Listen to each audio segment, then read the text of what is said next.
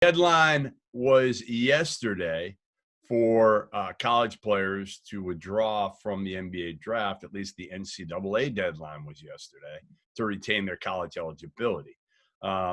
It was interesting. I mean, I don't think it was like crazy eventful, but more guys than not decided to go back to school, which I thought was interesting because,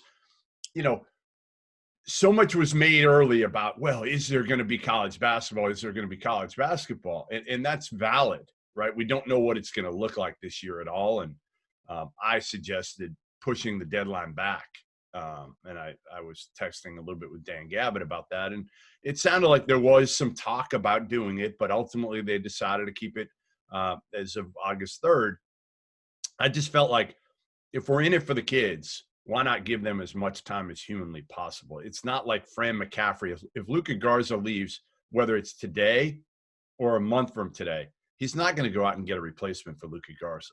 And, Eric Musselman's not going to get, if Isaiah Joe had left, which he didn't, he's not going to go out and get somebody that can fill that spot. There's nobody in the transfer portal.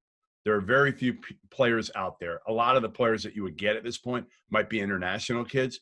Well, they can't even get over here, a lot of them. They're going to have trouble getting over here right now because a lot of the embassies are closed. They're reopening. Can't fly over from some of the countries.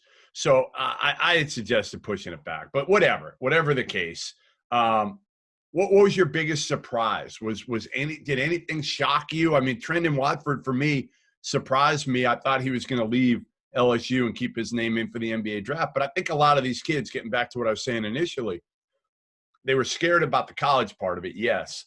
But I think they were equally, if not more scared of, is there going to be money for me overseas, number one? And is there even going to be a G League? Because most of the kids that are making the decision yesterday weren't surefire NBA guys. That's why they were still on the fence. So they're guys that are maybe 2As, maybe Exhibit 9 or whatever that's called. But, they might have been playing in the G League next year. And I'm telling you, I don't know. Is there going to be a G League? Why would you, if you're Adam Silver, even have a G League? To me, you're going to put all your efforts in and making sure there's an NBA next year, whether it's in the bubble or out of the bubble.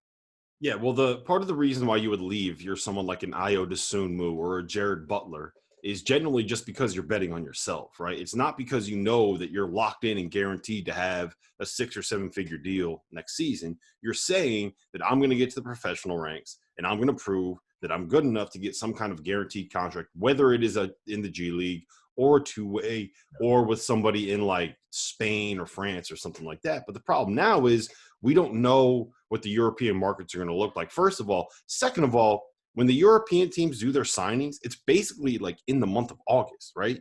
Those seasons are starting up soon because those European countries were not as dumb as we were in America. They didn't have as long of breaks. And so you're not going to go sign with a European team when the NBA draft is coming up in October.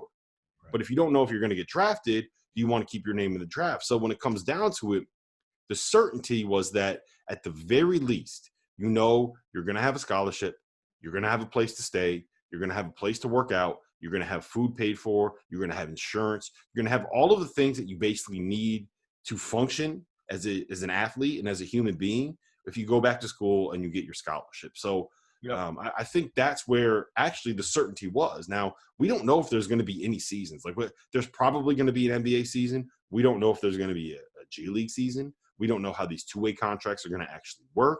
We don't know what it's going to be like overseas. We don't know if there's going to be college season. But what we do know is if these guys go back to school, they will have a place to live. They'll have a way to eat. They won't have to worry about living at home. They'll have a place to work out. That's not like stipend. They got their stipend. A lot of them get their Pell Grant. And that's you're talking some of these kids make more money than what the G League players used to make. Yeah.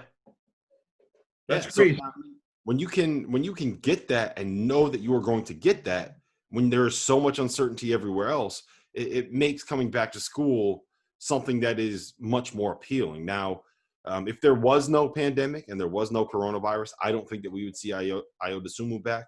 I don't think we would see Jared Butler back. These are the kind of guys that, generally speaking, would get picked either somewhere in the late second round or the kind of guys where their agents say to teams, don't draft us. We'd rather go the free agent route and then sign like a camp guarantee and try to latch on as a G League or two-way player, kind of bounce around the lower levels of the professional ranks until they prove themselves in an ideal world as someone that's worthy of getting an NBA contract. But that pathway to the professional ranks is not available now. So all these guys came back. So if you had to ask me who the biggest winner was in all of this early entry deadline and all of these conversations, it's college basketball. Yeah. I mean, we got Jared Butler made Baylor a top 2 team. Ayo Dosunmu made, we'll talk about this, I'm sure, Illinois a top 10 team. Chris Smith came back.